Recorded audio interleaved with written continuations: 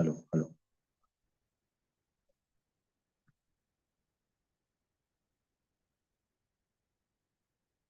Hello.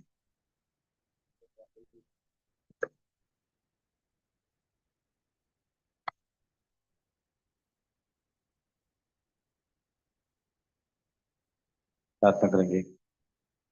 हमारे अदालत को पर दया करते हैं ईश्वर। स्वर्ग राजमूर्ति से मनुष्य समान प्रकृति की बड़ाई प्रशंसा करती है आपके दिए हुए को प्रदान करता।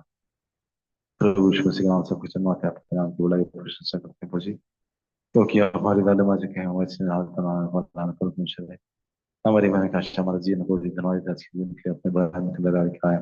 जीत तक के मध्य को किसी धन्यवाद तक किसी प्रेम के लिए जो हम बाकी प्रोडक्ट है पढ़ के वजह की सृष्टि जगत की बड़े निश्चित नाम में खुला आपने नाम बांटा अपने संतान होने का अधिकार दिया जो कि संतान ठहराया बल्कि बनवा देते हैं और तीर्थार जिंदे कर आपने छोड़ा जगह नहीं आगे से यदि हमारे संसद सुनने पर ऐसे बने जाने पाया पीछे हमारी आधार बने मुझे धन्यवाद देते हैं तो वैसे जब दिखाया था कि हमको जुर्म खराब की और नाव का पाते मुझे और फौजी हम आपके ऊपर यहाँ आते हैं जब आपके इधर आते हैं विश्वनाम का प्यार करते हैं कि प्रधान बने फौजी और स्थिति से लगातार अपने पत्र को दिन में चुने और आपने यही बार चुनाव सिखाया था हम आपके यहाँ आते हैं और जितने भी मैसेज के मत में जाते कह रहे हैं आपको कुछ बात है आपकी और अपने स्ट्रीट लगा सके फौजी और फिर सारी बातें भी अपने यहाँ पे हर एक बात को आपके साथ होना चाहते हैं और अपने जीवन का किसी समाज के हाथ में सौंपते हुए इस बात में बुद्धिमान के साथ अपने जल्दाने का तो उद्धार करते बिना आसमान के सुने बस कबूल करें।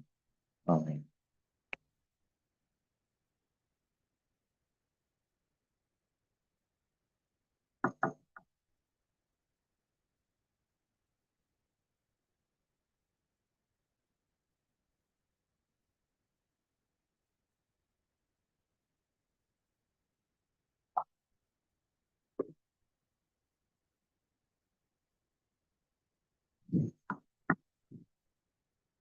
नंबर 828।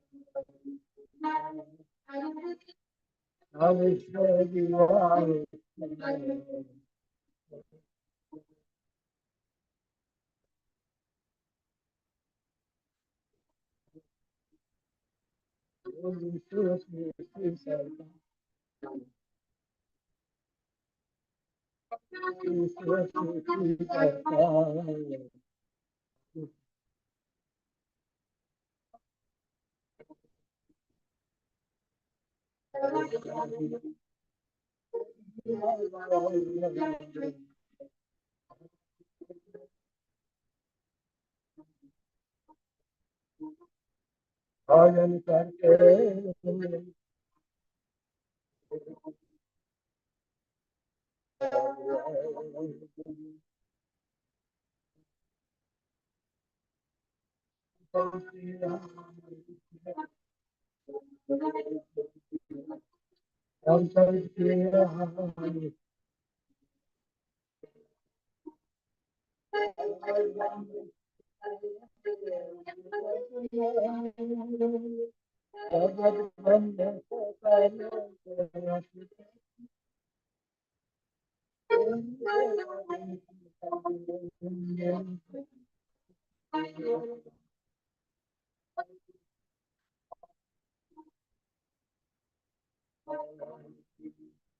अधिकारी होता जैसे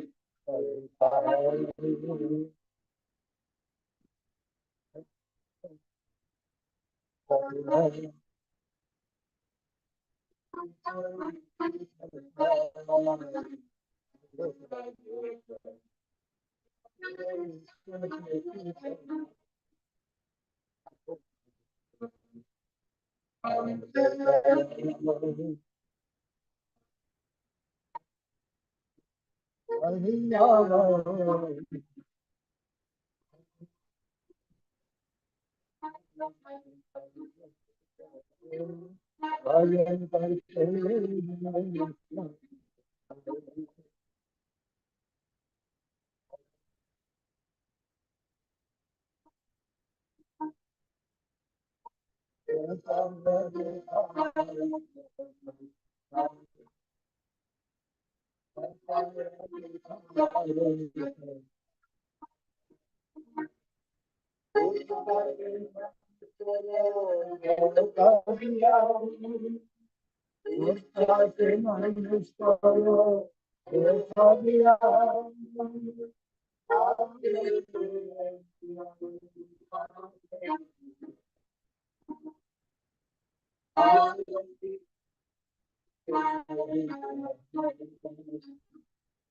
ईश्वर की महिमा से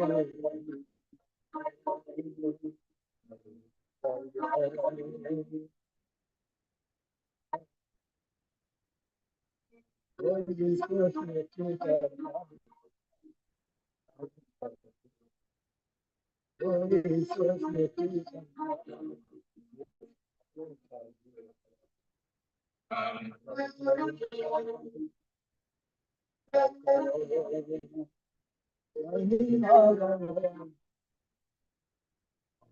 करके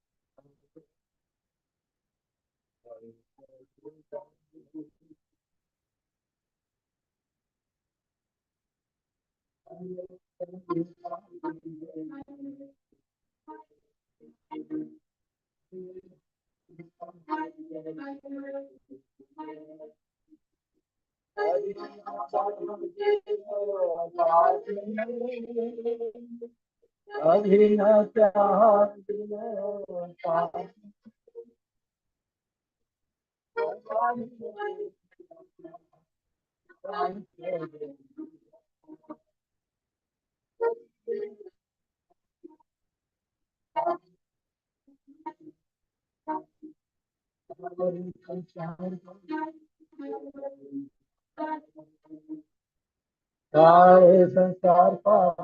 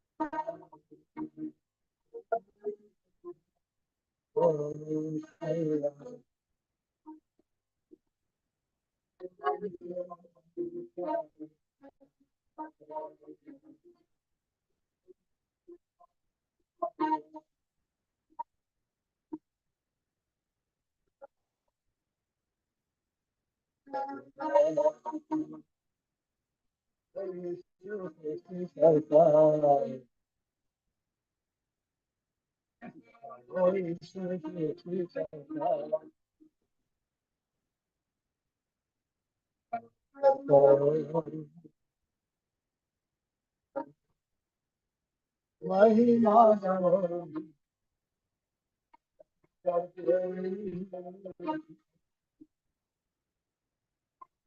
राजन करके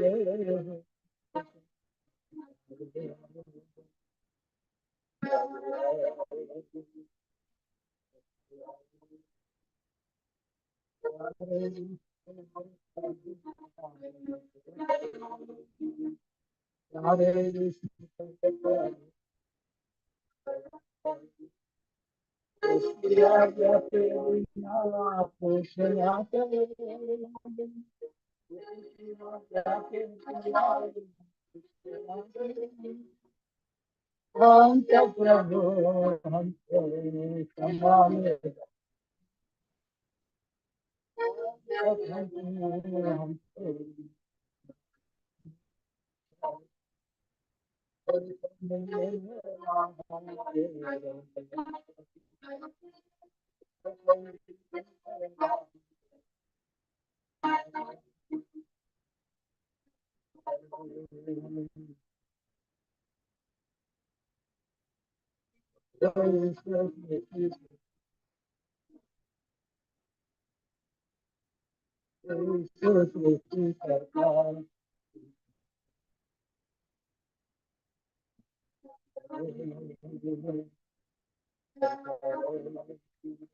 महिमा गाओ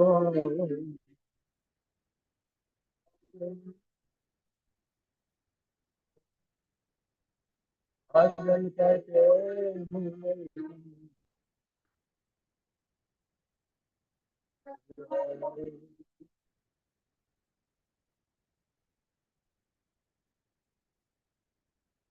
बाइबल को रख जाएंगे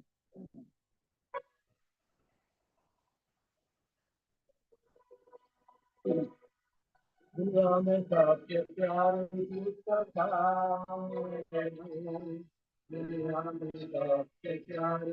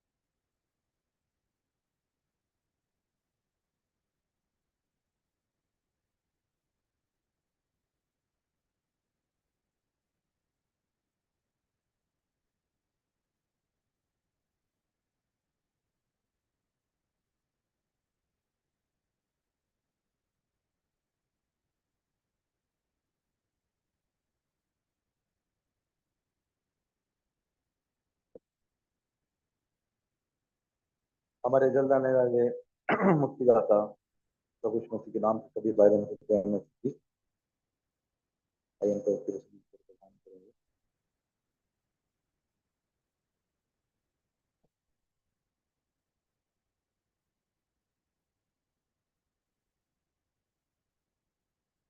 पहला इतिहास उनके अध्याय पहली आयत।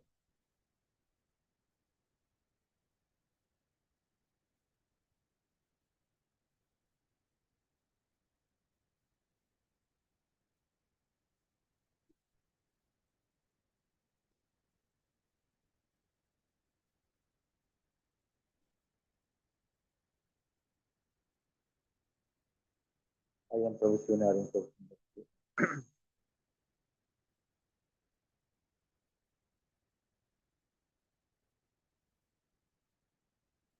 हमारे तो मेरी आजमान अच्छी से भाई आपके प्रिय करते हैं और आपके नाम की बुराई क्या हमारे जालिमा से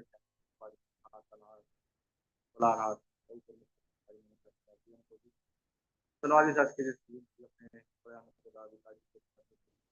हमारी जो हम पाप की प्रार्थना करते हैं और खुदी काम में अपने गांव में पहुंच रहा है चिंता हमने बता दिया दूसरी संतान कराए अपने प्रेम की भलाई को हम पर पढ़ के जब और किस रीति से खुदी हमें और और अपने निद्रा बनाया जो अपने संतानों के अधिकार आपके महान नाम का जयकार करने पाते नाम के आपको पाते और कुछ रीति से अपने और उसका नंग निकाला आप कैसे महान धन्यवाद आपके ओवर में बनाने पाते और धन्यवाद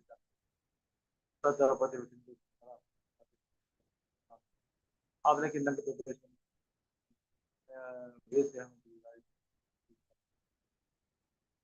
आपकी अन्य आरती आपके ग्रेस ताकि बच्चों के निरंतर बनने और लगातार हमारे आज जीवन में आप अपने और हमारे जीवन हमारे इसको जानते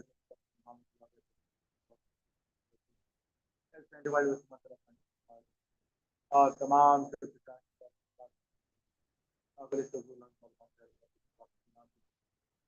और आपकी निहार चेहरे पर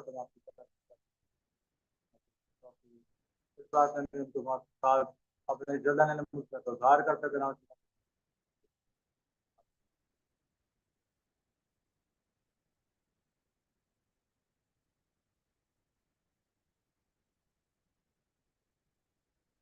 जैसा कि हम प्रभु के मुझको को हमें ध्यान किया प्रभु किस दृष्टि से अपने भवन के निर्माण में हमको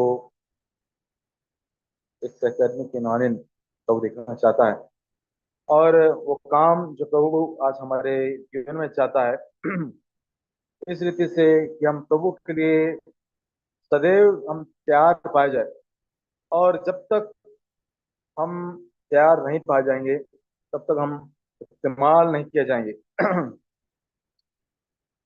पहला जाए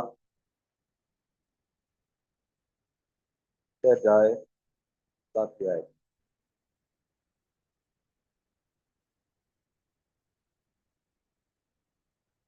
बनाते समय भवन ऐसे पत्थरों का बनाया गया तो वहां ले आने से पहले गड़बड़ ठीक किए गए और भवन के बनते समय हथौड़े बंदूकें या और किसी प्रकार के लोहे के औजार का शब्द कभी सुनाई नहीं पड़ा। इससे बड़ी से पहले बात बाहर के 7वीं बनाते आयत समय के पहले भाग से पढ़िए। बनाते समय भवन ऐसे पत्थरों का बनाया गया जो वहां ले आने से पहले गड़गड़ ठीक किए गए थे, और भवन के बनते समय हथौड़े बंसुरी या और किसी प्रकार के लोहे के औजार का शब्द कभी सुनाई नहीं पड़ा। ऐसा घर जो प्रभु बना रहा है, जिसको बनाने के पहले उन चीजों को प्रभु ने पहले से तैयार किया, ठीक नहीं किया। इसमें was build of stone made ready before it was brought here. Ready करके ठीक करके नहीं, लेकिन तैयार करके, सही मायने में कहा जाए, पूरी तरह से तैयार करके वो उस भवन के निर्माण में इस्तेमाल किया जाता था।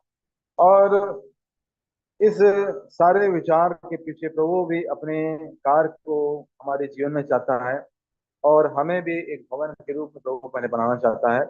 फिर प्रभु अपने भवन को जो निर्माण कर रहा है, उसमें हमको उसका भागीदार बनाकर प्रभु अंश अंश करके हमको इस तरीके से उस भवन के निर्माण में भी हमको उपयोग में लाना चाहता है।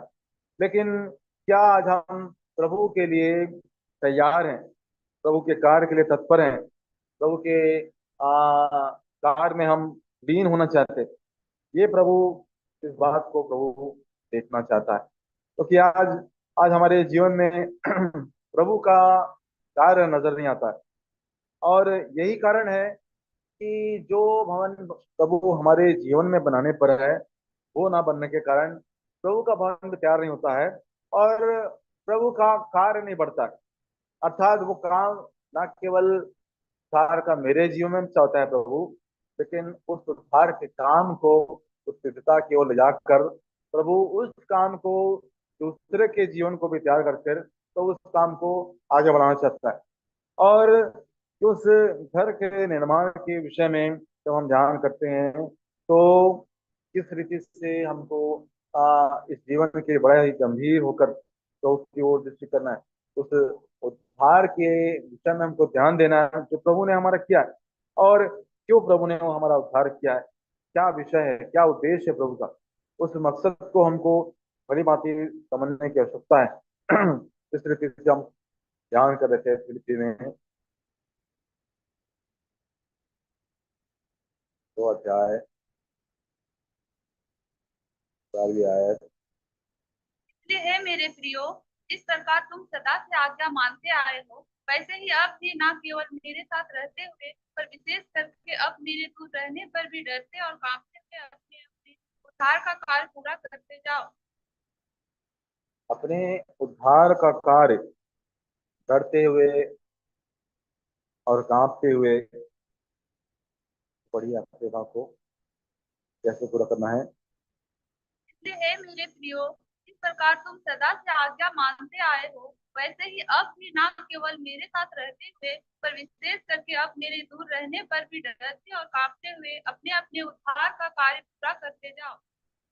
करते हुए कामते हुए उस उद्धार के काम को जो प्रभु ने हमारे जीवन में किया है, और जिस जीवन को हम जी रहे थे प्रभु की आज्ञा को मानकर उसको करते करते चले जाना है, जब तक पूर्ण रीति से हमारी देह प्रभु की देह के स्वरूप में न बदल जाए, मसीह उस पर दिखाई दे, तब तक वो काम जारी रहेगा।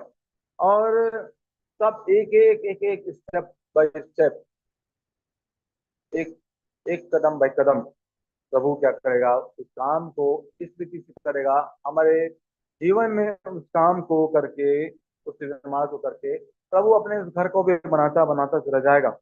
और इस रीति से कि वो काम बहुत ही सिद्ध रीति से प्रभु करना चाहता है। और उस सिद्धता की ओर हमको बढ़ने के लिए सुधार के काम को अपने जीवन में लगातार होने देना की आवश्यकता है। और इसलिए लिखता है इब्रानियों में 6 अध्याय में 6 अध्याय की पहली आयत। आओ मसीह की शिक्षा के आरंभ की बातों को छोड़कर हम शिक्षा की ओर आगे बढ़ते जाएं और मरे हुए कामों से मन फिराने और परमेश्वर पर विश्वास करने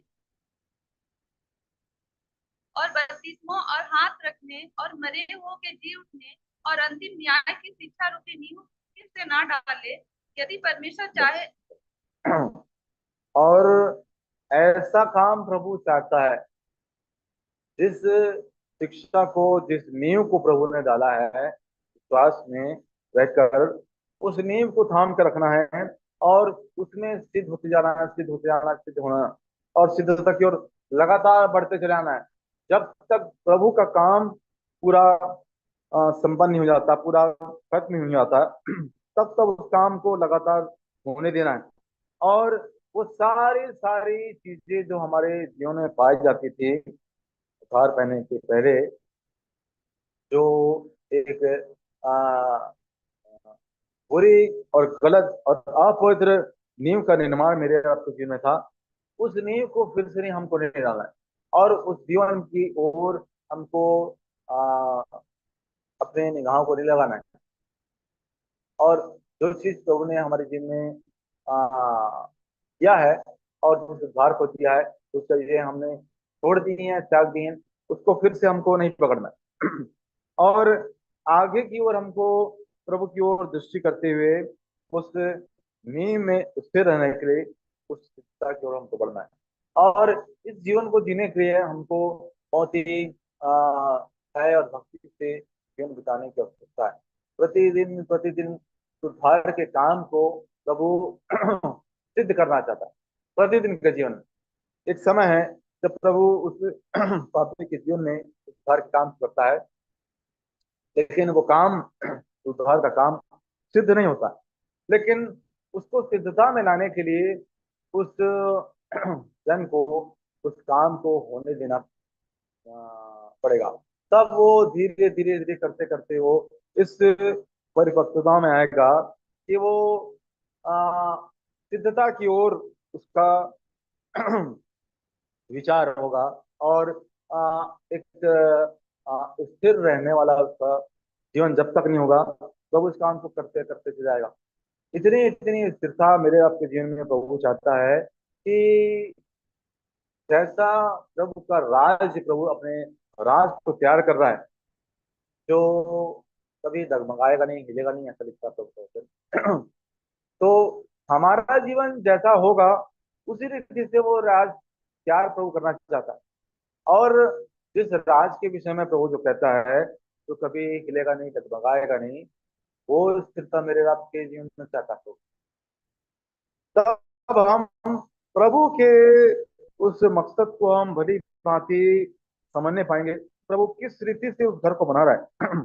और जिस रीति से इब्रानी में इब्रानी 12 अध्याय में, इब्रानी 12 अध्याय 26 आयत से पढ़िए।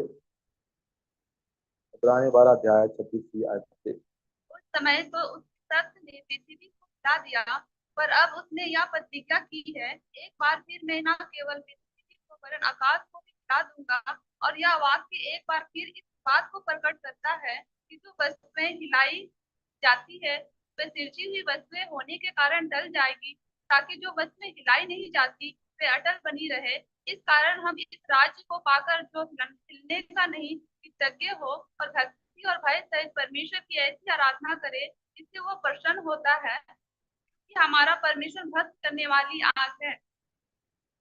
ऐसे भक्ति और भय से उस जीवन को बिताने की आवश्यकता है, सेवा करने की आवश्यकता है उसके अनुग्रह के द्वारा, कि जिस राज को प्रभु तैयार कर रहा है वो हिलने वाला नहीं है। लेकिन एक समय आएगा, अब वह समय अब है जब प्रभु इस पृथ्वी आकाश को हिलाएगा और इतनी भयंकर दशा इस पृथ्वी की हो जाएगी।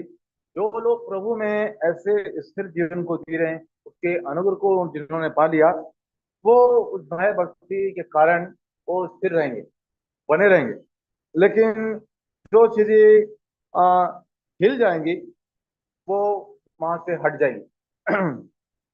27 आयत।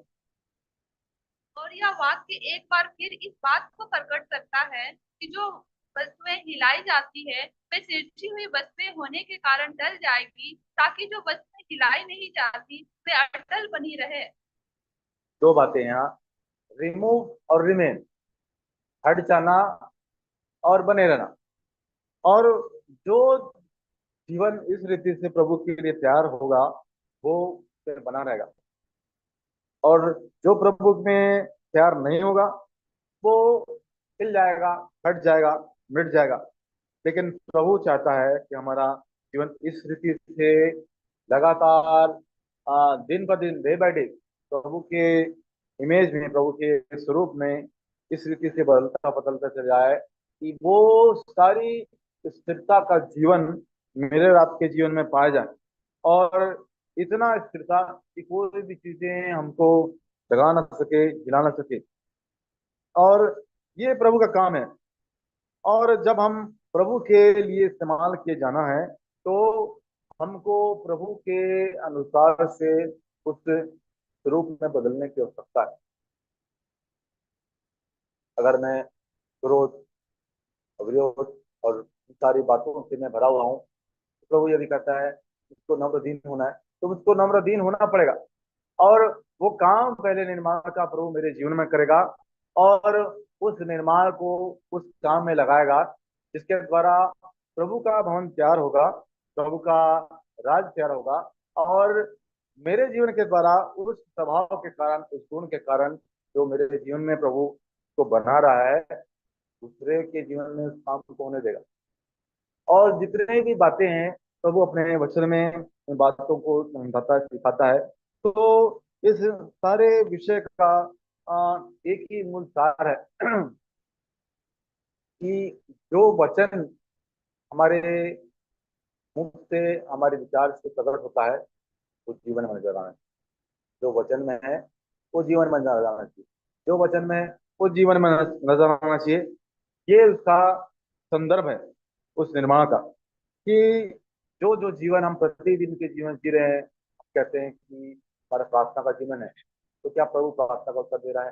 क्या प्रार्थना के द्वारा प्रभु अपने काम को प्रकट कर रहा है? क्या अपनी योजना को बता रहा है और आने वाले भविष्य के बातों और विचारों को प्रकट कर रहा है? तो ये सारी चीजें उस वचन के कारण होना चाहिए जो हमारे जीवन में यदि हम कहते हैं, तो क्या वो जीवन के द्वारा कहीं ना कहीं प्रकट हो रही है।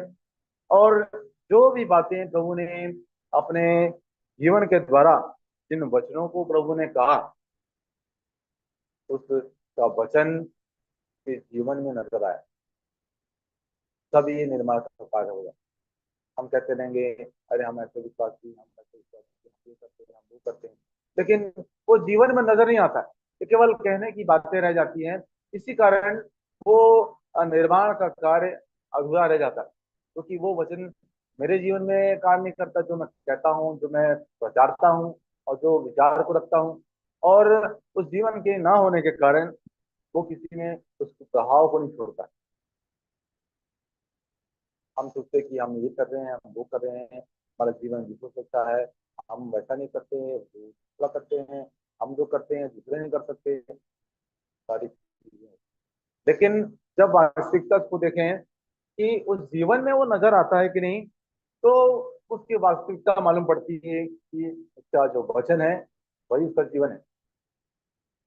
अर्थात एक पारदर्शी जीवन, एक ट्रांसपेरेंसी मेरे आपके जीवन होना चाहिए। जो भीतर है वही बाहर नजर आना चाहिए और जो बाहर है वही भीतर नजर आना चाहिए।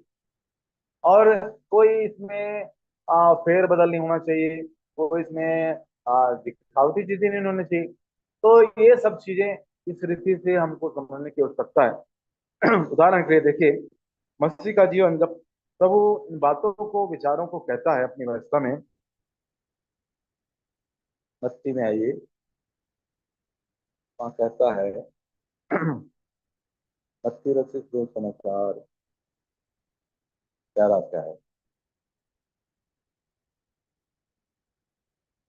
28 से 30 की आयत। हे हे हे सब परिश्रम करने वालों और बोझ से दबे हुए लोगों, मेरे पास आओ, मैं तुम्हें विश्राम दूंगा।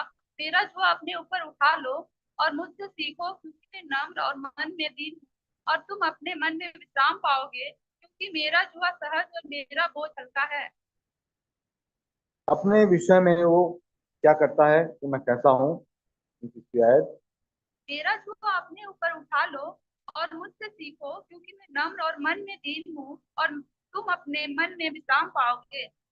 जब वो कहता है कि मैं नम्र और दीन हूँ, और इतना इतना इसकी नम्रता को और दीनता को जब वो कहता है अपने वचन में, मेरे पास आओ तुमको मैं विश्राम दूंगा, क्योंकि सारे जगत के पाप को वो लेकर चला जाता है। और उस बद की हुई मेमने के मानिन, और उसके सिर पर, उसके कांधों पर वो सारा भार है। लेकिन जब वो कहता है कि मैं ऐसा नम्र दीन हूँ, तो उसकी नम्रता दीनता को प्रभु ने किस रीति से प्रकट किया। देखिए मत्ती रचित समाचार 21 अध्याय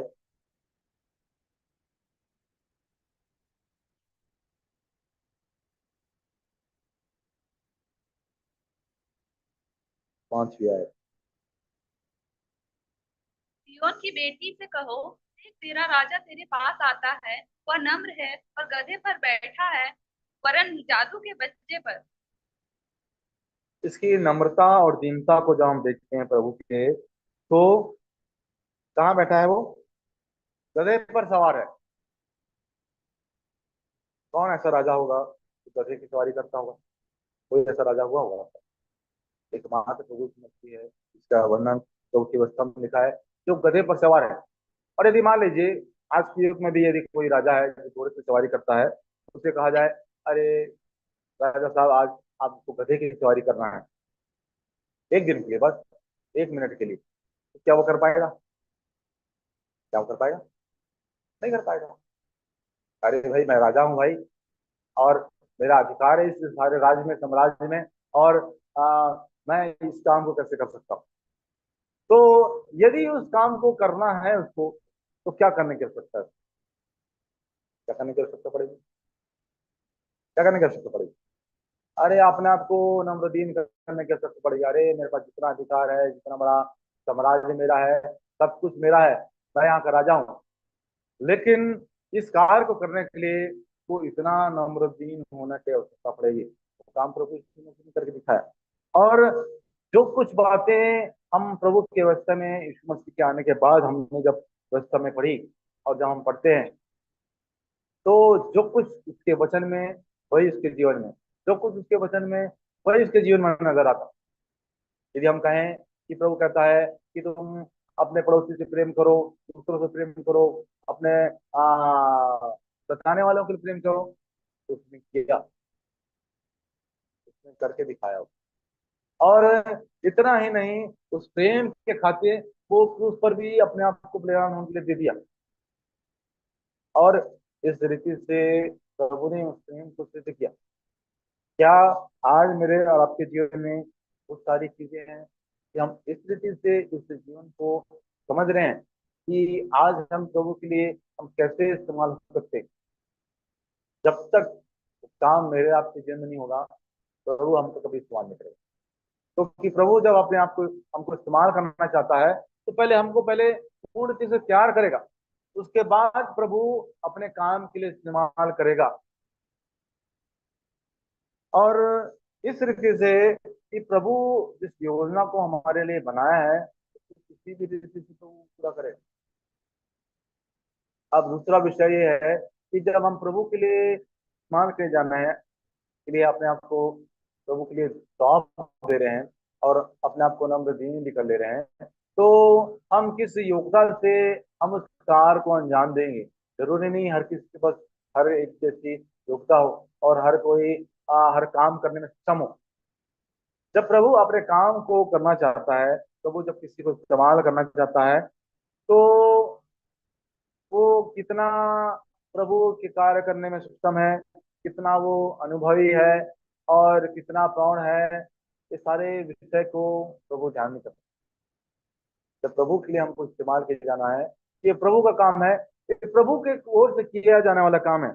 और इस रीति से कि प्रभु हमको इस्तेमाल कर रहा है, हमको प्रभु के हाथों में अपने को सौंपने को होता है। यदि हम अपने आप को नम्र कर रहे हैं, और हम सोचते हैं कि अरे हम इतने पुराने विश्वासी, हम इतने पुराने सेवक हैं, हम ये जानते हैं वो जानते हैं, प्रभु की व्यवस्था को पूरा जानते हैं, हम क्या नहीं कर सकते, तो ये काम बिगड़ जाएगा। और प्रभु जिस रीति से अपने काम को करने पर है, उस काम को प्रभु नहीं कर पाएगा, क्योंकि हम अपने बुद्धि ज्ञान योजना समझ का सहारा लेकर उस काम को करने की कोशिश करेंगे। काम उस रीति से भी नहीं होगा। इस रीति से अपने आप को हमको नम्रता करना है कि हमको प्रभु के हाथ में हमको सौंप देना है। प्रभु ये आपका काम है, आप जैसा चाहते हैं वैसा हमको करना है। और यद्यपि वो सारी चीजें हो सकती हैं कि हम सोचें कि ये प्रभु का काम है, हम प्रभु के लिए कर रहे हैं और हम अच्छा ही कर रहे हैं और प्रभु की महिमा होगी, ये सारी चीजें हो सकती हैं, एक्स वाई जेड।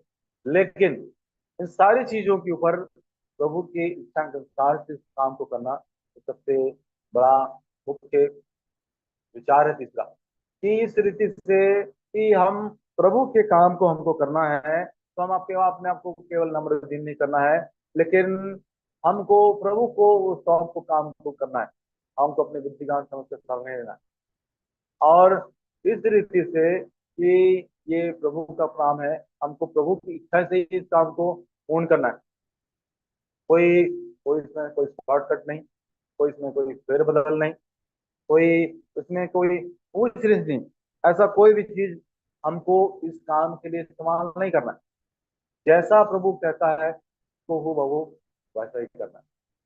और इस काम को करने के लिए प्रभु ही हमारी सहायता कर सकता है। जब हम मूसा को देखते हैं, जब मूसा को प्रभु ने इस्राएलियों को पैदा को सुनने के लिए तैयार किया, तो वो क्या कहता है, इसको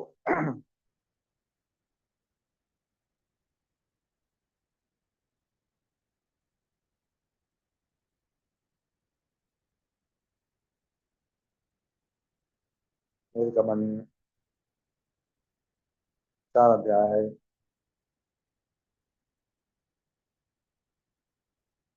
की 10 से 14 पढ़ी। मूसा निर्गमन 4 अध्याय 10 से 14। मूसा ने यहोवा से कहा, हे मेरे प्रभु, ने बोलने में निपुण नहीं, ना तो पहले था और ना जब से तू अपने दास से बातें करने लगा।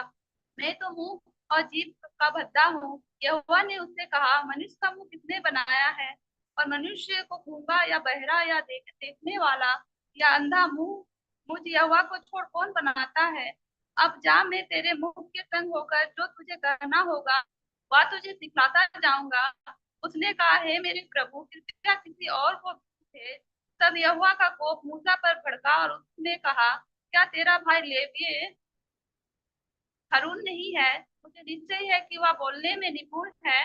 वह तुझसे भेंट के लिए निकला आता है और तुझे देखकर मन में आनंदित होगा। यहाँ पर हम देखते हैं जब मूसा को प्रभु ने चुना, तो वो कहता है कि अरे मैं बोलने में भद्दा हूँ, मैं क्या बोल पाऊंगा प्रभु, मुझको तो कुछ भी नहीं आता है। मेरा भाई हारून है, उसको आप इस्तेमाल करिए, वो अच्छा बोल सकता है। लेकिन प्रभु कहता है कि मैंने तुझको चुना है और मैं ही उसको इस्तेमाल करूंगा। क्या मैं ही वो ईश्वर नहीं हूँ जिसने गूंगा बहरा और सबको बनाया है? और जब प्रभु उसको इस आज्ञा को देता है 12वीं आयत, अब जा, मैं तेरे मुंह के संग होकर जो तुझे कहना होगा वह तुझे सिखलाता जाऊंगा। जो तुझे कहना होगा मैं तुझे सिखलाता जाऊंगा। उसमें कोई योग्यता नहीं मालूम पड़ रही है, लेकिन प्रभु कहता है कि मैं तेरे मुख में होकर उस बातों को बोलूंगा। और इस काम को करने के लिए प्रभु ने इस रीति से उसको इस्तेमाल किया ना।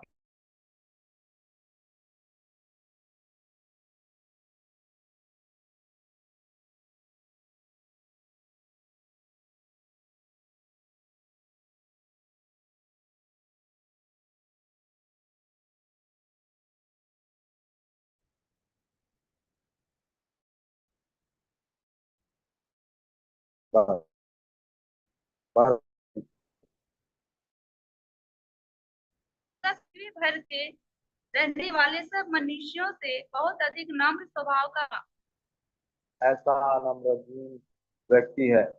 और जब वो कहता होगा कि मैं प्रभु के लिए इतना नम्रहीन हूँ, यदि भी मैं बोलने में बताऊँ तो इसमें मैं जाकर फिर उनके सामने बोल दूंगा, क्योंकि ये तो तेरा काम है। तो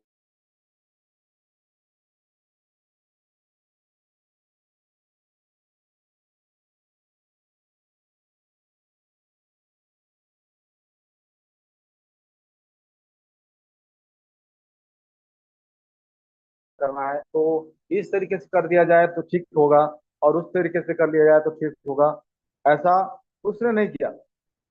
जैसा जैसा प्रभु उसको बताता था, कहता था ऐसा कर, वो बहू ऐसा ही करता था। और प्रभु ने, जैसा कि उदाहरण के लिए प्रभु ने कहा, अरे तू उस लाठी को लेकर जा, तू जमीन में मारेगा तो क्या हो जाएगा, क्या बन जाएगा? अरे सांप बन जाएगा। और तू किसे पकड़ना तो फिर वो लाठी बन जाएगा, उसको पकड़ना, उसको पकड़ना। अरे प्रभु ने कहा है उसको पकड़ना, शेर को पकड़ लूंगा तो भी क्या होगा, तो सांप है भाई। तो क्या वो ऐसा नहीं कर सकता? कर सकता था, लेकिन उसने प्रभु के लिए अपने आप को इतना नम्र नहीं, प्रभु ने जैसा कहा है वैसा मैं करूंगा। और ऐसा जब उसने किया तो प्रभु ने एक अद्भुत काम उस स्थान में किया। इस रीति से प्रभु अपने काम को हमारे जीवन के द्वारा प्रभु करना चाहता है, ना केवल दूसरों के जीवन में, लेकिन सर्वप्रथम प्रभु हमारे जीवन में उस काम को करना चाहता है। उस भवन का निर्माण प्रभु मेरे आपके जीवन में करना चाहता है। लेकिन आगे जब इस्राएलियों की प्रजा को वो चलाने के लिए प्रभु की ओर से उसका उनका अगुवा बना, तो ऐसे ऐसे स्थान में, ऐसे जंगलों से वो लेकर हो जाता। और एक समय आया उस स्थान में जब वो इस्राएली प्यास के हमारे तड़प रहे थे, प्रभु ने मूसा को कहा, जा तू उस चट्टान को क्या करना, लाठी मारना, तो वो क्या करेगी, उसको पानी देगी। और उसने प्रभु की आज्ञा को मानकर ऐसा किया, और प्रजा तृप्त हो गई और प्रभु की महिमा हुई। लेकिन फिर ऐसी परिस्थिति उसके स्थान में आई, उस मक्का मरीमा में। वहां जाकर प्रभु ने कहा कि जा उस चट्टान से बातें करना, तब वो तेरे लिए क्या करेगी, जल देगी। लेकिन उस मूसा ने क्या किया, क्या किया, दूसरी बात क्या किया, फिर जाकर उस चट्टान को क्या किया, उस लाठी से मारा, पानी नहीं निकला, लोग तृप्त हो गए।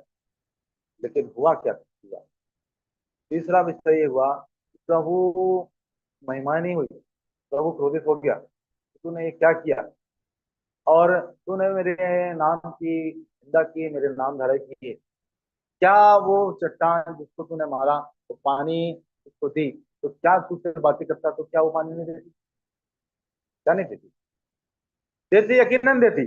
लेकिन हम अपने जीवन में कितने दफे ऐसा होता है कि हम, यद्यपि हम नम्रदीन हैं, यद्यपि हम अयोग्य हैं, लेकिन हम उस काम को प्रभु के अनुसार से नहीं करते, हम अपने हिसाब से उस काम को करना चाहते हैं, अपने हिसाब से सारी परिस्थितियों को हैंडल करना चाहते हैं, अपने कंट्रोल में लेना चाहते हैं, और वहीं प्रभु का काम दिया जाए।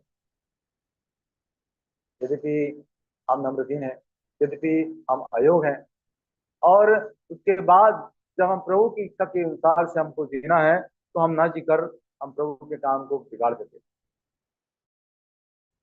लोग क्या सोचते होंगे, लोगों को क्या मालूम पड़ेगा, क्या मालूम पड़ेगा, अरे नहीं नहीं, वो प्रभु का दास है, उसने ऐसा किया, और हम चट्टान ने पानी दी, पानी दिया, हम तीर्थ हो गए, पर प्रभु का नाम ना लो, ऐसे कहते होंगे। लेकिन अंदर जो बातें हुई वो केवल मूसा जानता है और परमेश्वर जानता है। ये सब चीजें प्रभु ने इस रीति से हमारे लिए रखी हैं, हमको उसको भली भांति समझने की आवश्यकता है। केवल प्रभु के दृष्टि में हमको नम्र दीन होने की आवश्यकता नहीं, केवल अपनी अयोग्यताओं को प्रभु के सामने रखने की आवश्यकता नहीं, लेकिन प्रभु के इच्छानुसार से स्थान को होने देने की आवश्यकता है। क्या प्रभु, ये आपका काम है, किस तरीके से करना है, कहाँ जाना है, कब करना है, कैसे करना है, क्या करना है, सब आप बताइए। और प्रभु कहता है किसी मूसा को तोड़ने का कि मैं तुझको बताऊंगा, मैं तुझको बताऊंगा, और कैसा करना है। आई बी विथ दाइन माउथ, मैं तेरे के साथ होऊंगा, क्या बोलना है मैं तुझको बताऊंगा।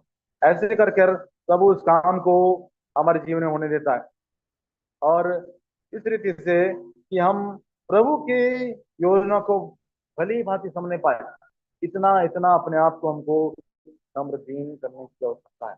कितने कितने दफे हम देखते हैं कि हमारा जीवन प्रभु की निगाहों में, मनुष्य की निगाहों में, विश्वासियों की निगाहों में, संसार की निगाहों में अच्छा मालूम पड़ता है। यहाँ तक क्या मूसा की गवाही थी उसी गिनती की पुस्तक में 12 अध्याय में कि प्राप्त किया है। परंतु मेरा दास मूसा ऐसा नहीं है, वह तो मेरे सब घरानों में विश्वास योग्य है। सारे घराने में विश्वास योग्य है, ना केवल हम लेकिन विश्वास योग्य, लेकिन उसकी विश्वास योग्यता कहाँ से देखी? उसने अपनी बुद्धि, ज्ञान, अपने अनुभव, अपने तजुर्बे को इस्तेमाल किया। हमारे ये आत्मिक जीवन हर दिन एक नए दिन के अनुमानित एक नए दिन की शुरुआत, जिस रीति से एक एक आने वाला पल नया होता है, दिन के मुताबिक, साल के मुताबिक, महीने के मुताबिक, हफ्ते के मुताबिक, ये बदलता बदलता बदलता चले जाता है। ऐसा ही प्रभु का आत्मा का काम हर दिन के लिए एक नए रीति से होता है। जरूरी नहीं जो काम हमने पहले कैसा किया, उस रीति से प्रभु ने काम किया तो वो वैसे ही वो करेगा, जरूरी नहीं। प्रभु नहीं कर सकता ये बात नहीं है, लेकिन प्रभु क्या करना चाहता है, प्रभु कैसे करना चाहता है, उसको समझने की हमको आवश्यकता है। तब प्रभु उस काम को करके अपने नाम के निमित्त अपनी गवाही को स्थिर करेगा।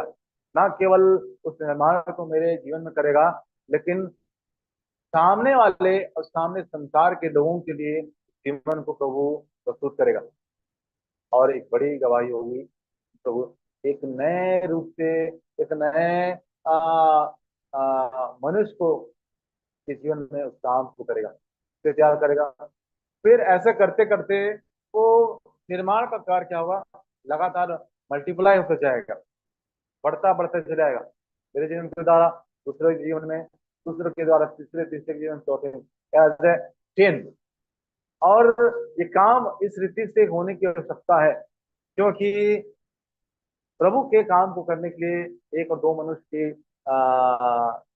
करना ही बस नहीं है, लेकिन बहुत सारे लोगों की आवश्यकता है उस निर्माण को करने में, क्योंकि एक बड़ा एक राज प्रभु तैयार कर रहा है, जिसमें प्रभु अपने लोगों को लेकर जाएगा। जो ऐसा वैसा कोई राज्य नहीं है। संसार का राज तो आज है, कल नहीं है, ढा देने वाला, मिट जाने वाला, हिल जाने वाला ऐसा राज है। लेकिन प्रभु का एक राज है जो अनंत काल तक बना रहेगा, जो स्थिर रहेगा, जो कभी डगमगाएगा नहीं, हिलेगा नहीं। ऐसा राज प्रभु तैयार करना चाहता है। इसीलिए इस निर्माण के लिए तो ऐसे लोगों को भी ढूंढ रहा है, ऐसे लोगों को इस्तेमाल करना चाहता है, ऐसे लोगों को प्रभु तैयार कर कर अपने महिमा के लिए प्रभु इस्तेमाल करना चाहता है। तो कहने का अर्थ है कि इस रीति से हमको प्रभु के लिए तैयार होने की आवश्यकता है। यहाँ प्रभु मैं तेरे लिए इस्तेमाल होना चाहता हूँ। और जब प्रभु हमको इस्तेमाल करना चाहता है, किस परिस्थिति में, किस रीति से इस्तेमाल करना चाहता है प्रभु हमको, प्रभु से जानने की आवश्यकता है। आज जो परिस्थिति इस संसार में बहुत ही भयंकर परिस्थिति, जहाँ लोग खुल्लम खुल्ला प्रभु के समाचार का प्रचार नहीं करते। कितने ऐसे स्थान हैं जहाँ अब एक बाइबल लेकर भी आप खड़े नहीं हो सकते। यूपी में जाएंगे आप, वहां पर अब ऐसे बाइबल लेकर भी कहीं घूम नहीं सकते आप। लोग तुरंत आपको अरेस्ट करके लेफ्ट हैंड के लिए आपको जेल से निकाल दें। कितना भयानक ऐसा स्थान है। और कितने ऐसी जगह है जहाँ प्रभु के सुसमाचार के द्वार बंद हो गए, और इसलिए इस गीत को प्रभु ने बनाया, जहाँ सुसमाचार के द्वार बंद हो गए वहां हम किस चीज से हमको प्रचार करना हम नहीं कर सकते। लेकिन जहाँ सुसमाचार के प्रचार खुले हैं तो प्रभु हमको क्या करे, हमको ज्ञानी बनाकर उसमें हमको प्रवेश करना चाहे, प्रवेश प्रभु हमको कराना चाहता है। ऐसा अवसर प्रभु हमको कितने कितने जैसे प्रतिदिन के दिनों में देता है। ऐसी परिस्थिति होती है, ऐसा माहौल होता है, ऐसी बातें, ऐसे विचार होता है जहाँ प्रभु के दो शब्द प्रभु के विचार को हम प्रकट करें। हमको इस काम को करने दें। प्रभु आज हम किस रीति से आपके लिए इस्तेमाल किया जाए, प्रभु यकीनन कहीं ना कहीं आत्मा के द्वारा हमको प्रकट करेगा कहाँ हमको किस रीति से प्रभु के इस प्रचार को करना है। प्रभु हमको ऐसा ज्ञान प्रभु हमको देना चाहता है। और इस रीति से कि परिस्थिति क्या है प्रभु तो बखूबी जानता है, लेकिन किस परिस्थिति में हमको कैसे इस्तेमाल होना है केवल प्रभु जानता है। हम नहीं सोच सकते हैं कि हम कैसे इस्तेमाल किया जाएंगे। परिस्थिति बड़ी गंभीर है, आसपास कोई प्रभु का सुनने वाला नहीं है, यहाँ विरोधी है, वहाँ सब प्रभु के विरोध में खड़े हुए लोग हैं, आगे पीछे हर जगह ऐसी माहौल है, कहाँ जाए और कहाँ प्रचार करें। लेकिन ऐसी परिस्थिति कहीं ना कहीं प्रभु निर्मित करता है जहाँ प्रभु अपने काम को होने देना चाहता है। देखिए उदाहरण के लिए दूसरा राजा ने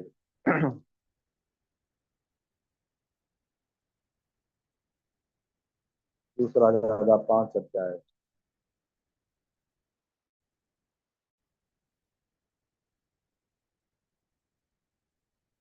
तो कभी कभी आता है। आराम के राजा का नामान नामक सेनापति अपने स्वामी की दृष्टि में बड़ा और प्रतिष्ठित था, क्योंकि यहोवा ने उसके द्वारा अरामियों को विजयी किया था। वह शूरवीर था परंतु कोढ़ी था। अरामी लोग दल बांधकर इस्राएल के देश में जाकर वहां से एक छोटी लड़की बंदी बनाकर ले आए थे, और वह नामान की पत्नी की सेवा करती थी। उसने अपने स्वामिनी से कहा, यदि मेरी स्वामी स्वामी सोमरोन के भजदक्ता के पास होता तो क्या ही अच्छा होता, क्योंकि वह उसको कोढ़ से चंगा कर देता। तो नामान ने अपने प्रभु के पास जाकर कह दिया, इस्राएली लड़की इस प्रकार कहती है। अराम के राजा ने कहा, तू जा, मैं इस्राएल के राजा के पास एक पात्र भेजूंगा। तब वह दास किक्कर चांदी और 6,000 टुकड़े सोना और 10 जोड़े कपड़े साथ लेकर रवाना हो गया, और वह इस्राएल के राजा के पास वह पात्र ले गया जिसमें यह लिखा था, जब यह बात तुझे मिले तब जानना कि मैंने नमान नामक अपने एक कर्मचारी को तेरे पास इसलिए भेजा है कि तू उसका कोढ़ दूर कर दे। यह बात पढ़ने पर इस्राएल के राजा ने अपने वस्त्र फाड़े और बोला, क्या मैं मरने वाला और जिलाने वाला परमेश्वर हूँ? उसने मेरे पास किसी को इसलिए भेजा है कि मैं उसका कोढ़ दूर करूँ। सोच विचार तो करो, वह मुझसे झगड़ने का कारण ढूंढता होगा। यहाँ पर हम इस नामान के विषय में पढ़ते हैं। तो सीरिया के राजा का एक प्रधान सेनापति था नामान। और वहां पर जैसी परिस्थिति, बड़ी भयंकर परिस्थिति में उस व्यक्ति के जीवन को देखते हैं। और वहां पर प्रभु अपने काम को किस रीति से करता है तो पढ़िए पहली आयत को। अराम के राजा का नामान नामक सेनापति अपने स्वामी की दृष्टि में बड़ा और प्रतिष्ठित था, क्योंकि यहोवा ने उसके द्वारा अरामियों को विजयी किया था। वह शूरवीर था परंतु कोढ़ी था। प्रभु ने इस रीति से वहां जय दिलाई, लेकिन वो कैसा कुओड़ का के से ग्रसित है। वहां पर इस स्थान में एक इजरायली लड़की, एक छोटी लड़की है जो सीरिया में बंधुआई के रूप में लाई गई। वहां पर प्रभु ने किस रीति से उस इजरायली लड़की को इस्तेमाल किया। जब बंधुए करके वहां लाया गया है, तो क्या वो प्रभु का नाम ले सकती है? क्या उसके बारे में वहां कुछ बता सकती है? जबकि वो लोग उसके विरोध में हैं। और जो इसराइलियों के विरोध में इस चर्चा को, इन बातों को करते हैं।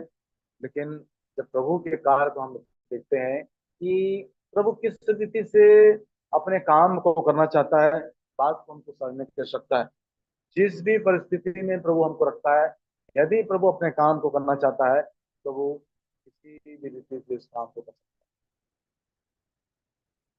है। और उस छोटी इस्राएली लड़की के मन में प्रभु ने किस रीति से इस बातों को, इस विचार को डाला। तो सोचते कि अरे मैं कुछ नहीं सोचती हूँ, और मैं वहां जाकर मैं क्या बोलूंगी और क्या करूंगी, क्या प्रभु के बारे में मैं बता पाऊंगी, और प्रभु कैसे लोगों को छुड़ाएगा, और बहुत सी बातें वो सोच सकते थे।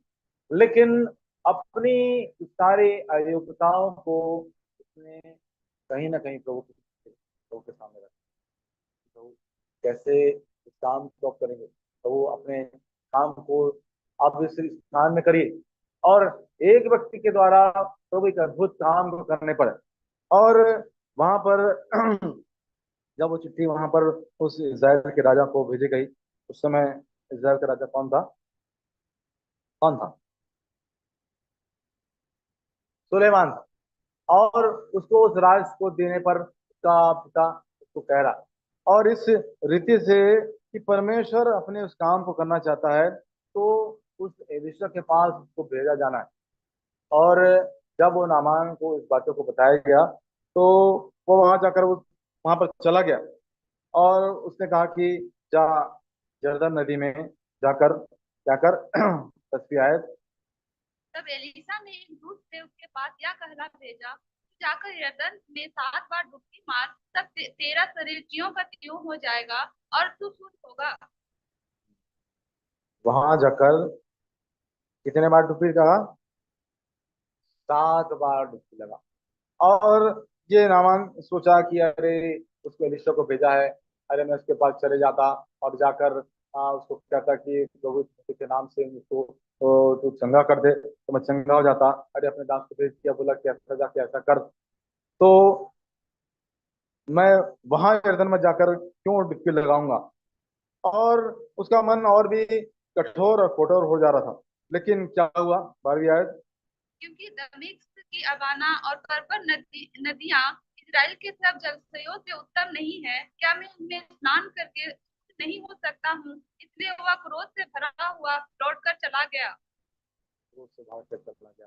अरे अब क्या करूं मैं प्रभु? अरे मैं सोचा था कि वहां जाकर तो चंगाई पा जाऊंगा मैं, और एलीशा ऐसा कर देगा, अपना हाथ बढ़ाएगा प्रभु के नाम को लेकर। तो वो क्रोधित हो गया। लेकिन वहां प्रभु अपने काम को जब करने पर था, फिर प्रभु ने उस काम को किया। तेरी आयत पढ़िए।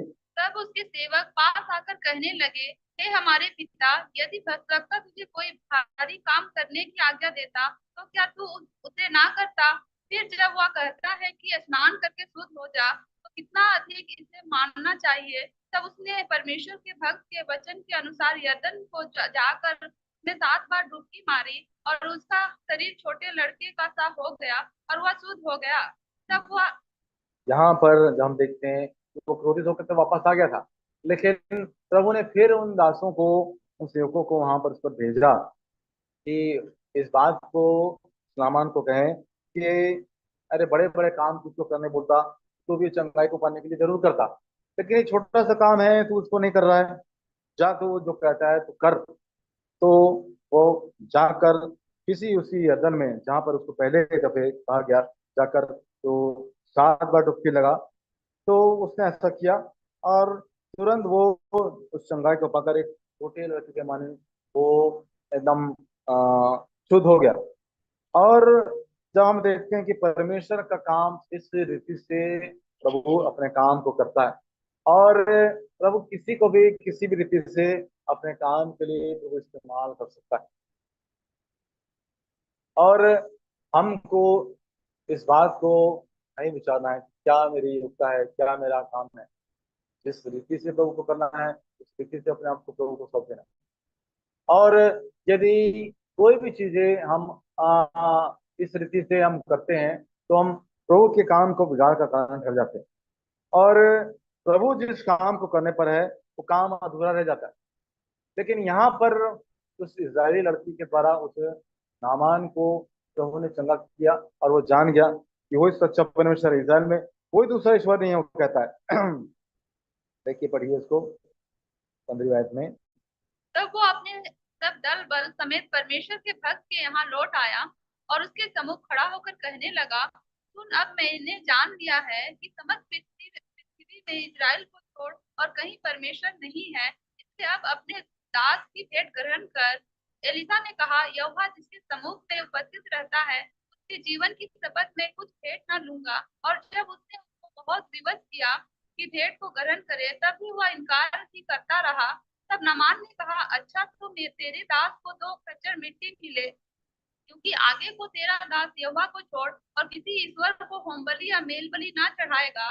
एक बात यहोवा तेरे दास की क्षमा करे कि जब मेरा स्वामी सिमोन के भवन में दंडवत करने को जाए और वह मेरे हाथ का सहारा ले, और यूं मुझसे सिमोन के भवन में दंडवत करनी पड़े, तब यहोवा तेरे दास का यह काम क्षमा करे कि मैं सिमोन के भवन में दंडवत करूं। उसने उससे कहा, कुशल से विदा हो। बस वह यहीं तक पढ़िए।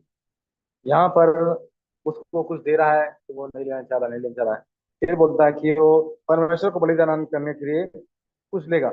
और यहाँ पर जब हम देखते हैं कि परमेश्वर किस अद्भुत रीति से उसके जीवन में उस काम को होने दिया, और इस छोटी सी लड़की ने एक छोटा सा साहस प्रभु की ओर से किया कि मैं उसको प्रभु के बारे में किसी ना किसी रीति से बताऊं। भले ही वो चंगाई पाने के लिए विषय में वो एलीशा के पास जाए, लेकिन वो जाने तो कि इज़राइल में एक परमेश्वर है जो जीवित परमेश्वर है। और इस रीति से प्रभु इस काम को अद्भुत रीति से करता है। वो तो बड़ा क्रोधित हो गया और बड़ा नाराज हो गया, चला गया नामान वहां से। अरे क्या बात बोलते हैं भाई। और मैं तो सोचा था कि लिख के जाऊंगा, वो उसको हाथ बढ़ा कर उसको ठंडा कर देगा, उसको जाऊंगा वापस आ जाऊंगा, इसलिए ऐसा करने बोलता हो, ऐसा करने बोलता है। लेकिन एक अद्भुत काम प्रभु ने इस रीति से किया कि 14वीं आयत। तब उसने परमेश्वर के भक्त के वचन के अनुसार यरदन को जाकर उसने 7 बार डुबकी बस मारी। वहां यर्दन में जाकर कितने बार डुबकी मारी उसने? 7 बार। 7 बार अर्थात प्रभु का एक कंप्लीट और एक परफेक्ट वर्क, प्रभु का एक संपूर्ण और प्रभु का एक सिद्ध काम के साथ इस बात को बताता है। प्रभु एक मनुष्य के जीवन में करता है, और ये अधूरा और थोड़ा बहुत वाला काम प्रभु नहीं करता किसी के जीवन में।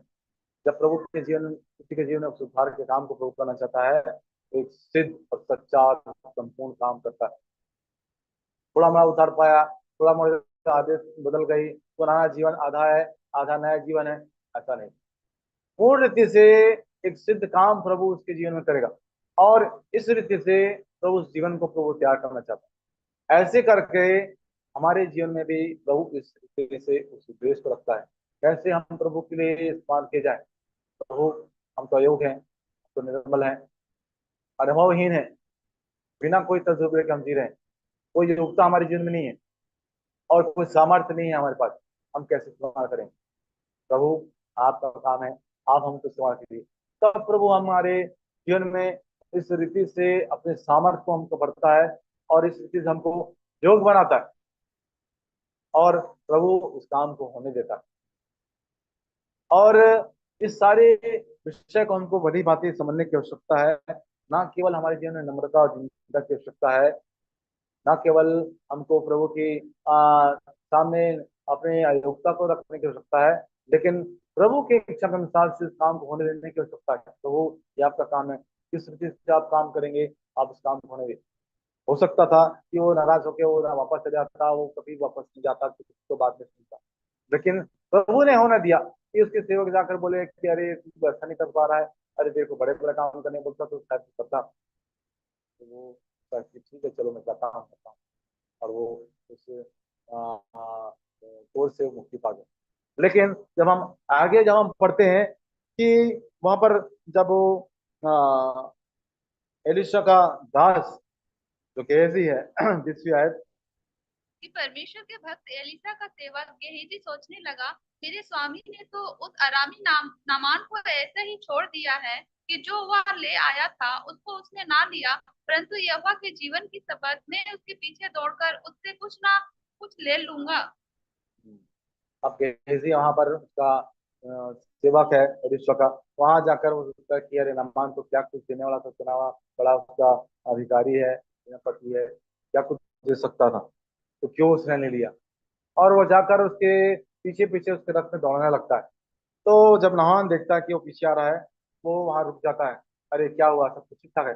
नहीं नहीं, सब ठीक ठाक है। अरे ऋषभ के पास तो ऐसा है, 2 सेवक हैं और उनको ऐसी जरूरत है, और 2 कपड़े भी दे, कुछ चांदी भी दे, और हम चले जाएंगे, तो ठीक है, जरूरत है तुम्हारी, ठीक है दे देता हूँ। तो उसने दे दिया, और उसके बाद वहां कुछ दूर गया, और उन सेवकों से वो सब कुछ ले लिया, और बोला तुम जाओ अपने घर ले जाओ, भेज दिया उनको। और जब वापस आया तो एलिशा पूछता है, अरे कहाँ से आ रहे भाई गेजी? अरे नहीं प्रभु, मैं तो कहाँ जाऊंगा, मैं तो यही था, मैं तो कहाँ जाऊंगा मैं। एलिशा को मालूम पड़ गया कि इसने कुछ कुछ क्या किया है, गड़बड़ करी है। और वो क्या सोचा हो, अरे एलिशा को तो कुछ मालूम नहीं पड़ा होगा, ये तो यहाँ घर में था, मैं तो चुपचाप उसके घर में जाकर सब ले आया हूँ, और मैं रख लिया हूँ, और वो मेरे बहुत काम आएगा। तो वो क्या बोलता है, वो अरे ये अभी समय है ये सब चीज लेने के लिए, और जो कुछ प्रभु ने दिया है, हमारे पास सब कुछ है, लेकिन तुम ये सारी नाशवान चीजों की ओर क्यों अपना ध्यान को लगा रहा है, और प्रभु की ओर दृष्टि करने के बजाय, प्रभु का धन्यवाद करने के बजाय कि इस व्यक्ति के जीवन में प्रभु ने काम किया, इस काम को कर रहा है। एक एक प्रभु का एक काम जो उस निर्माण का हो रहा था, एक कंस्ट्रक्शन का वर्क हो रहा था, अब क्या हो गया, एक एक डिस्ट्रक्शन का काम चालू हो गया, एक विनाश का काम चालू हो गया निर्माण की जगह। और वहां पर जब प्रभु ने एक घर को बनाया, उस एक निर्माण को किया, एक निर्माण का कार्य क्या हो गया, खराब हो गया। और वो सारा सारा शाप उस गेहजी के जीवन में आ गया। 27वीं आयत। इस कारण इस कारण से नामान को कोड़ तुझे और तेरे वंश को सदा लगा रहेगा। तब वह हीन सा श्वेत कोढ़ी होकर उसके सामने से चला गया। उस सामान का कोड़ तेरे जीवन में रहेगा, और कहाँ रहेगा, और किस में रहेगा? तेरे वंश में पीढ़ी दर पीढ़ी वो क्या होगा, वो शाप उसके जीवन में आ गया। और इस तरीके से जब प्रभु अपने काम को करता है, तो आज जिनके जीवन में प्रभु ने अपने काम को किया है, वही प्रभु के बिगाड़ का कारण ठहर जाते हैं, प्रभु के भवन के विनाश का कारण ठहर जाते हैं। और किस रीति से एक एक रद्दा प्रभु उस भवन को बना रहा है। जितना प्रभु बनाता है उतना ही प्रभु के लोग उसको बिगाड़ते हैं। ये कोई बाहर किसी शत्रु का कार्य नहीं, ये केवल प्रभु के लोगों का काम है, प्रभु के भवन को बिगाड़ते बिगाड़ते चले जाते। और शैतान को और वो अवसर हम देते हैं, उसको जगह देते हैं। बाहर से आकर कोई ऐसा अटैक नहीं करता, तो पहले ही हमारे जीवन में क्या होता है, वो उपस्थित रहता है। अरे क्या इसके जीवन में क्या इस टाइप कर रहा है, अभी मैं सोच रहा हूँ, बताता हूँ। तो वो सोचते रखता है, इसको मैं पकड़ूं। अरे ये कही थी, अभी इसके जीवन में क्या है रहा है, क्या आ रहा है? अरे कुछ लालच आ रहा है, लोभ आ रहा है, तो बोला होगा अरे क्यों इतना अच्छा अवसर छोड़ दिया यार। गोल्डन अपॉर्चुनिटी था, एक सुनहरा अवसर था कि मुझको क्या कुछ नहीं मिल सकता था।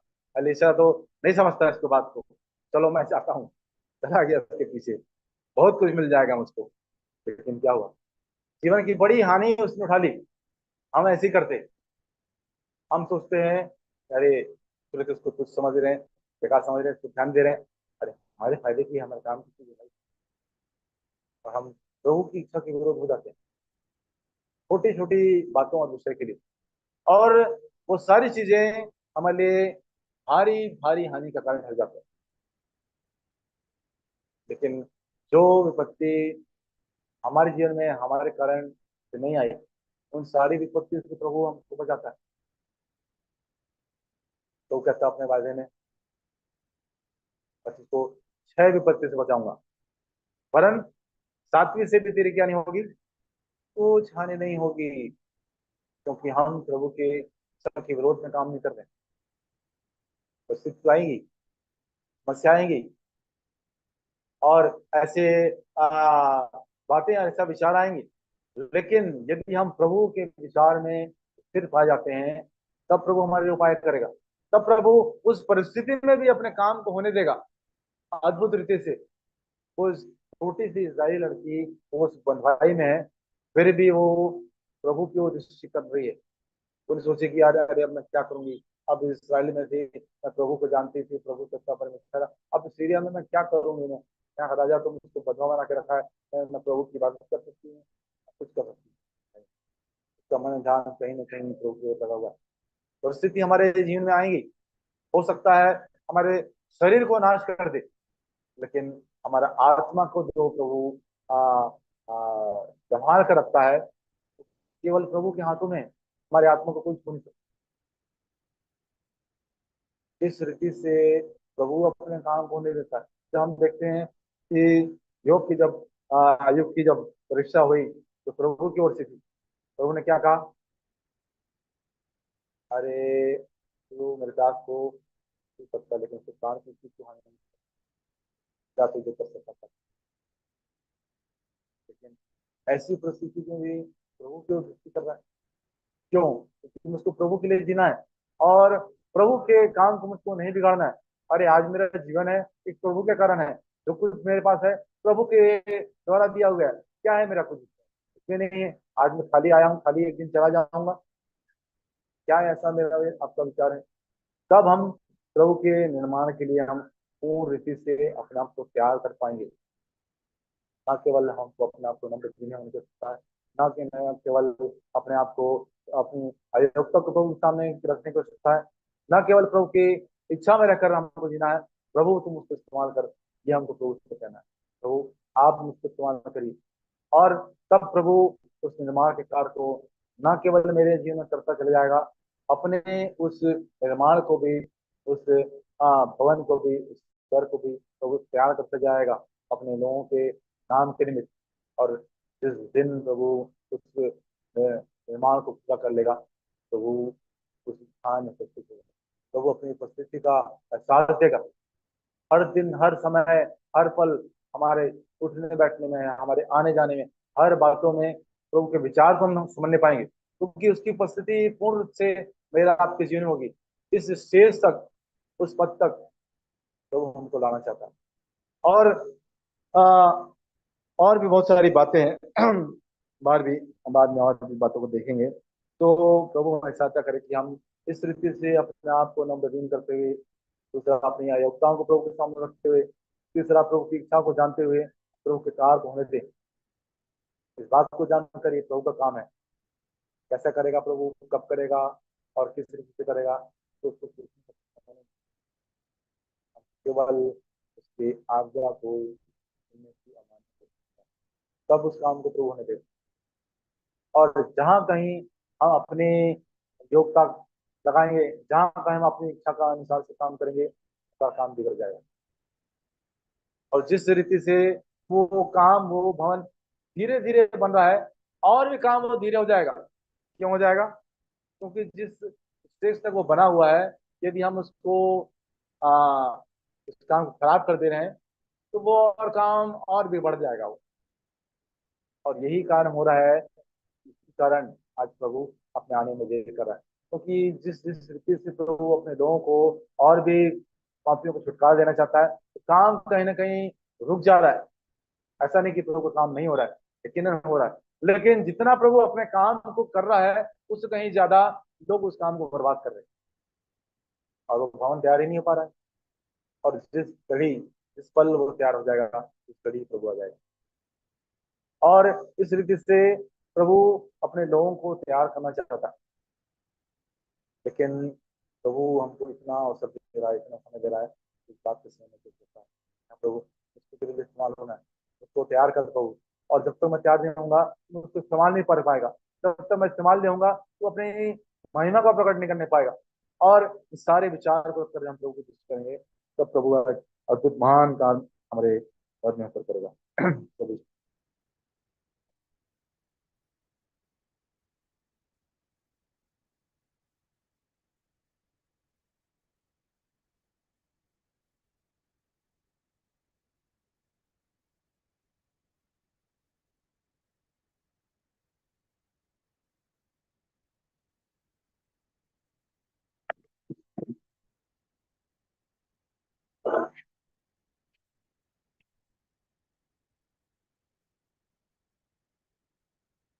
आइए हम लोग दुआ करेंगे। हमारे अत्यंत अनुग्रहकारी, जीवित, सच्चे और विश्वास प्रभु, एक बार फिर से अपने उद्धारकर्ता यीशु मसीह के निष्कंक लहू के छिड़काव को अपने देह आत्मा प्राण में लेते हुए आपके पवित्र महमूद चरणों में आकर झुककर धन्यवाद करते हैं, क्योंकि आप ही आदर और महिमा के प्रभु। धन्यवादित हैं प्रभु आपके अनंत प्रेम के लिए, दया, भलाई और बड़े अनुग्रह के लिए, जो बहुतायत से आपने हम पर किए हैं, और हमें पापों से छुटकारा देने के लिए, अनंत जीवन का भागी करने के लिए अपने इकलौते पुत्र हमारे उद्धारकर्ता यीशु मसीह को इस जगत में भेजकर हमारे छुटकारे का उत्तम प्रबंध किए हैं। और उनके क्रूस के बलिदान के द्वारा और बहाए हुए निष्कलंक लहू के द्वारा आपने हमें धोया, पाप से स्वतंत्र किया, अपनी संतान बनाए, स्वर्ग के राज का अधिकारी आपने बनाया है प्रभु। अब हमारे लिए प्रभु आप स्वर्ग में जगह तैयार कर रहे हैं, जहाँ हम सदा आपके साथ रहेंगे, जहाँ सदा आपकी स्तुति प्रशंसा करते रहेंगे, और प्रभु आपकी उपस्थिति में पाए जाएंगे, और आपके साथ घूमने का भी अवसर मिलेगा उस स्थान में। प्रभु कितना बड़ा भाग हमें आपने अपने अनुग्रह से दिया है, जब हम पश्चातापी हृदय लेकर विश्वास के साथ आपके पास आए, और आपने बड़ी दया की और हम पर बड़ा अनुग्रह किए, अपने प्रेम की भलाई प्रकट की, हम धन्यवाद। छुटकारा देने के दिन सब तक आपने हमारी सुधि दी है, हमारी देखभाल की, संभालते आते हैं, हम धन्यवाद करते हैं। और यद्यपि शत्रु शैतान दिन और रात लगा हुआ है आपके लोगों के पीछे, कैसे उनको भटकाए, कैसे आपके काम को बिगाड़े, और इन आखिरी दिनों में शैतान इसी काम को हर एक कलीसियाओं में कर रहा है। छिन्न भिन्न हो रहे लोगों में आपका भय जाता रहा। एक समय कितना आनंद था, भजन कहता है लिखने वाला, कि हम एक साथ प्रभु के घर पे जाते थे, मीठी मीठी बातें करते थे, परंतु इस काम को बिगाड़ने वाला मेरा अपना व्यक्ति था। अगर वो कोई बैरी होता तो मैं सह लेता। वो ऐसी भयानक दशा है इन आखिरी दिनों में।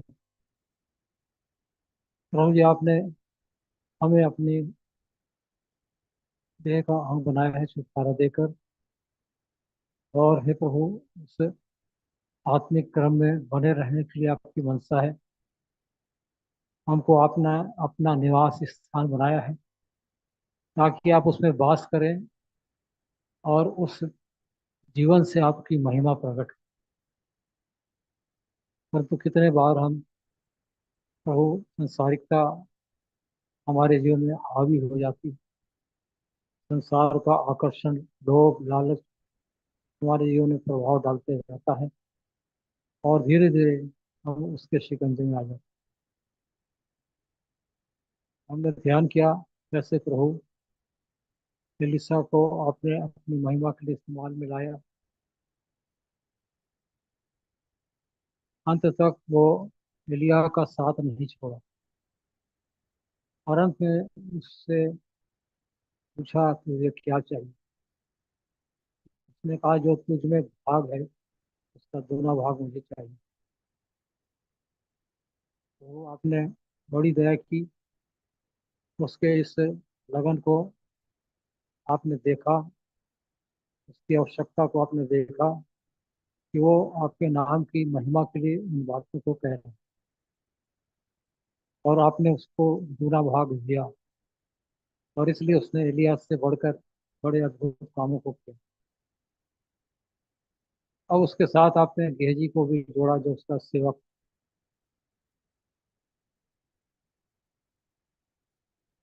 अगर वो आपकी इच्छा में, आपके भय में जीवन जीता, तो वो भी आपसे मांगता, एलीशा से कह सकता था, वो तुझ में जो आत्मा है उसका दूना भाग ले जाए। आप उससे बढ़ कर दे, परंतु उसने अपने मन और ध्यान को व्यर्थ की चीजों में, नाशवान चीजों में लगाया। वो भाग को उसने पा लिया, परंतु उस अनंत जीवन के भाग को खो दिया। थोड़े समय की चीजों के लिए लालसा की, जगत की जो चीजें हैं दिखाई पड़ती है वो नाश हो जाएगी, मिट जाएगी। सारी बातों को जानते हैं सब लोग, परंतु उस अनंत जीवन के भाग को पाने का अभिलाष, आपकी उपस्थिति पूरी जान नहीं पड़ती है। सब अपने अपने कामों में लगे हुए, अपनी इच्छा में जी रहे, अपनी योजनाओं को बनाते हैं और लागू करते हैं, आपकी इच्छा को जानते नहीं। आपने खुद आखिरी समय कहा कि हे प्रभु, ये कटोरा मुझसे टल जाए, यदि,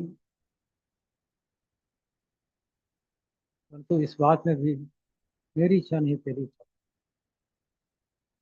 कितना भयानक वो क्रूस का वो जो दर्द था, पीड़ा थी, आप जान रहे थे।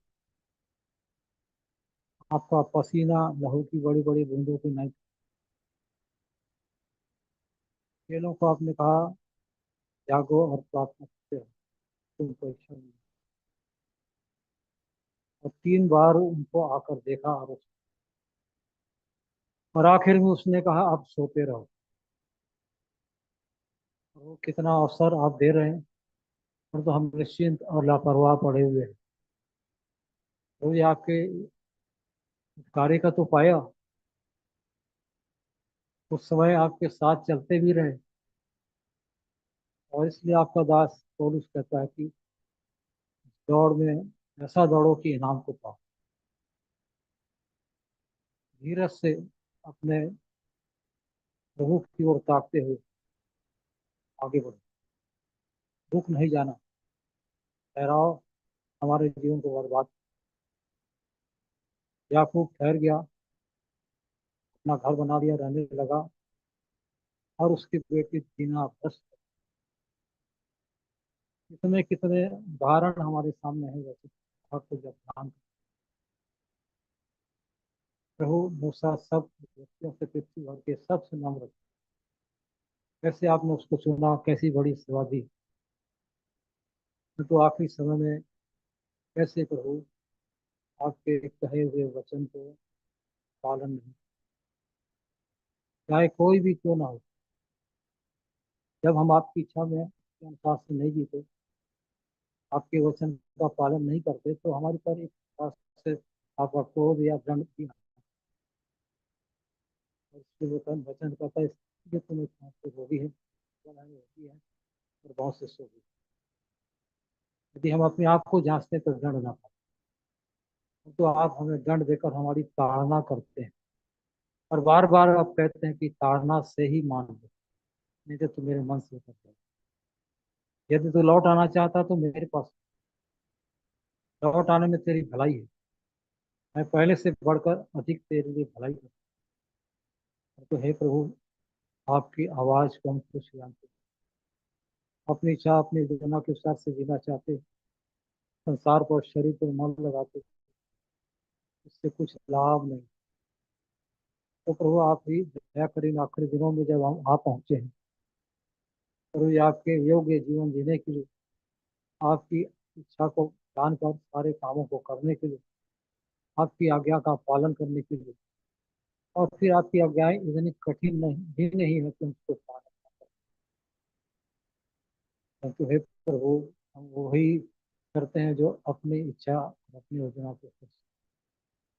आपके दास पौलुस ने कहा, मैं उस जगह में जाऊंगा, प्रचार करूंगा, लोग जानते हैं कि मैंने कैसे तेरे लोगों को सताया, तो जानते हैं, और वे मेरा वचन सुनेंगे, विश्वास करेंगे।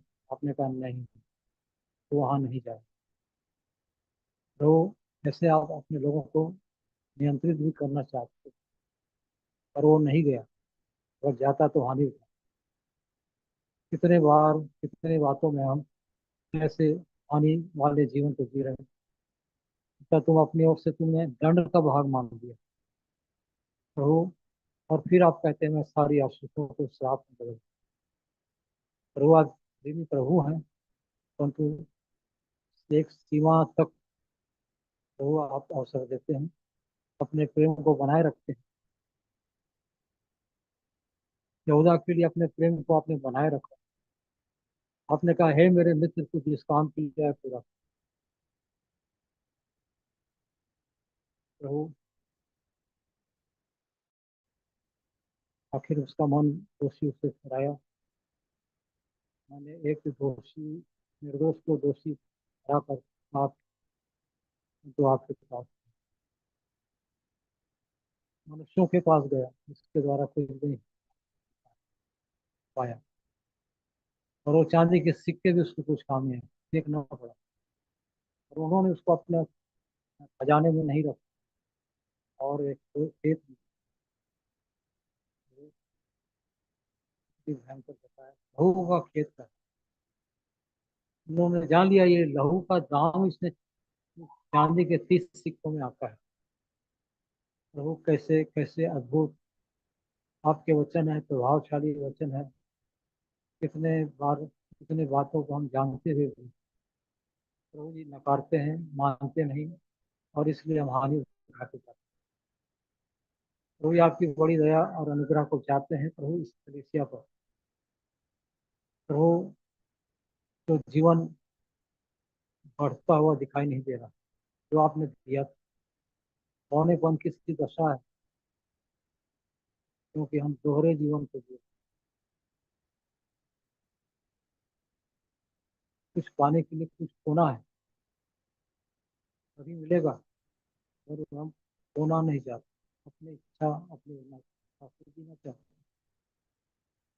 तो आपकी बड़ी दया और अनुग्रह को हम चाहते हैं, प्रभु आपकी सहायता कर दें, ताकि इन आखिरी दिनों में जब आपका आगमन निकट, तो ये ऐसी कोई दशा हम पर हावी ना होने, एक विजयी जीवन को हम जी सकें। जैसे दाऊद के लिए आपने कहा, दाऊद जहाँ जहाँ जाता है यहोवा उसको हेवन, तो ये आपने कहा मैं तेरे साथ, मूसा से कहा, और मैं तेरे मुख के द्वारा बोलूंगा, जो मैं बोलूंगा उसको वही कह, वही कहता गया। और कैसे आपने इस्राएली प्रजा को चुना। रोज आपने हमें एक खास उद्देश्य से आपने चुना, अपने चुने जाने की बहुमूल्यता को जानने के लिए आप सहायता करें। रोज आज आपका घर, आपकी उपस्थिति हमको कोई जान नहीं पड़ती। इतने लोग ऐसे ही लापरवाह कर आधा अधूरा वचन सुनकर उठ कर चले जाते,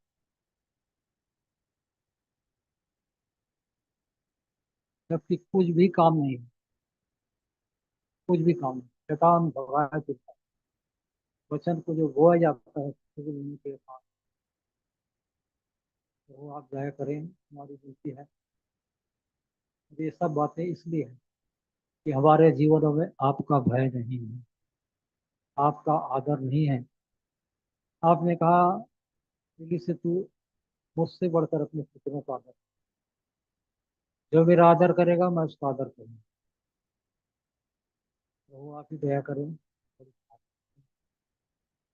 वचन के भागों को आपने हमारे सम्मुख लाए हैं, क्या उस पर वर्णन करते हुए उसके अनुसार से जीवन निर्वाह। और आप बार बार कहते हैं मैं तेरे साथ चलूंगा। तो फिर भी हम अपना हाथ छुड़ा अपनी इच्छा से ऐसी सारी दशाओं को छोड़ देने के लिए, क्षमा करने के लिए तैयार है। जो आपकी बात करने वाले थे, हमारी गिरी हुई दशा से हमें उठाने वाले, अपने का धर्मी ज्ञान 7 बार भी गिर पड़े, ये हमारा सौभाग्य है। तो प्रभु आप ही दया करें और बड़ी सहायता करें। जो वचन का भाग हमारे सामने परोसा गया, उस पर बहुतायत की आशीष दे, नीचे और फलवन बना प्रभु जी, ताकि हमको जो आपने अपना निवास स्थान बनाया, आपकी उपस्थिति हमारे जीवन में सदा बनी रहे।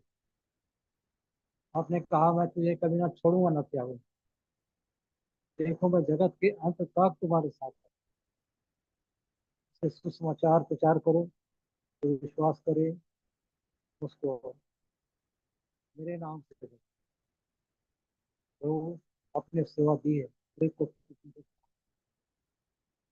को प्रेरित, किसी को शिक्षक, किसी को और भी सेवा के लिए आपने रखा है। तो हम उस काम को भी नहीं कर, आप कैसे कहने पाएंगे कि मेरे लिए। तो प्रभु आप ही दया करें और अनुग्रह करें, हमारी विनती है, ताकि इन आखिरी दिनों में हम एक योग्य जीवन जीते हुए, पवित्रता के जीवन को जीते हुए, आपके अधीन रहते हुए जीवन को निर्वाह, अब तक की सारी रक्त आगे के जीवन को हमारी सेवाओं को भी आपके जीवित सामर्थ्य हाथों में देते हुए, रात्रि का भार भी आपके सामर्थ्य हाथों में देते, इस प्रार्थना को विश्वास से अपने उद्धारकर्ता यीशु मसीह के श्रेष्ठ ऊंचे नाम में लाते हैं। दया से सुनिए और ग्रहण कीजिए, आमीन। अब हमारे परमेश्वर पिता का प्रेम, हमारे प्रभु यीशु मसीह के अनुग्रह, पवित्र आत्मा की गहरी और मीठी सहभागिता अब से लेकर सदा तक। सबको जय मसीह।